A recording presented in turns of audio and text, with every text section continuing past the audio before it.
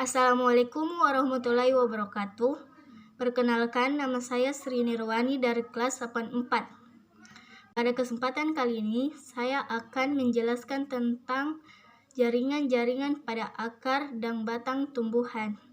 Yang pertama adalah akar. Akar tersusun dari 4 jaringan, yaitu epidermis, korteks, endodermis, dan silinder pusat atau stil.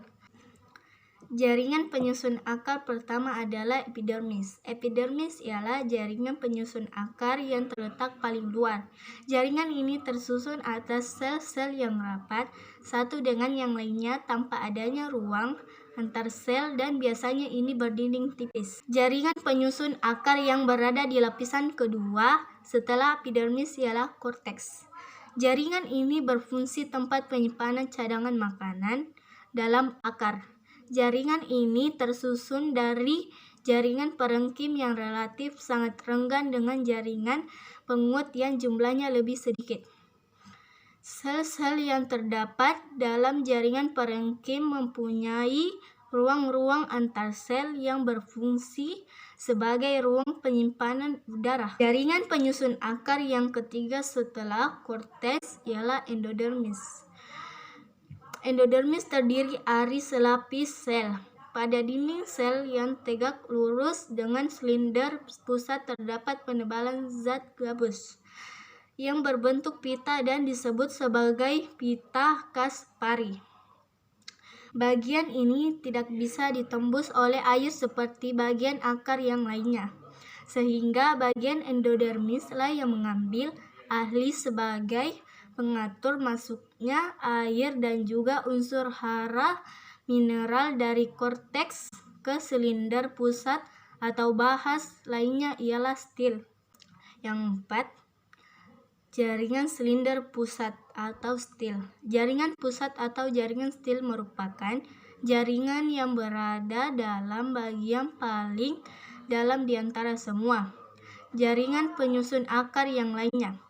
Dalam silinder pusat ini terdapat peristikel dan jaringan pengangkut, yaitu siklam atau disebut dengan pembuluh kayu dan flom atau pembuluh tapis. Siklam dan berselang-seling dan lebih dikenal dengan sebutan tipe radial. Flom berfungsi sebagai pengangkut bahan makanan atau zat-zat organik hasil fotosintesis dari daun dan ke seluruh bagian tumbuhan tersebut. Sedangkan untuk siklam berfungsi sebagai pembuluh pengangkut yang berfungsi untuk mengangkut air dan hara mineral dari akar menuju batang, kemudian menuju daun.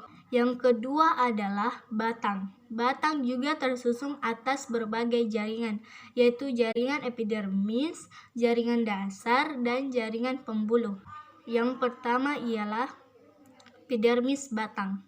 Terutama terlihat jelas pada pohon yang berkayu pokok. Berfungsi maksimal pada waktu batang masih muda. Seiring dengan perkembangan organ, fungsi epidermis sebagai pelindung tergantikan oleh lapisan periderm yang membentuk pepagan atau kulit kayu. Yang kedua adalah jaringan dasar. Fungsi utamanya adalah mengisi biomasa, menjalankan berbagai fungsi fisiologi, dan menopang serta memberi bentuk tubuh tumbuhan. Yang terakhir adalah jaringan pembuluh, jaringan yang berperan untuk mengangkut air dan unsur hara dari akar sampai daun, serta mengangkut hasil fotosintesis dari daun ke seluruh bagian tubuh tumbuhan. Demikianlah penjelasan dari saya. Kurang dan lebihnya mohon dimaafkan. Wabillahi taufik walhidayah. Wassalamualaikum warahmatullahi wabarakatuh.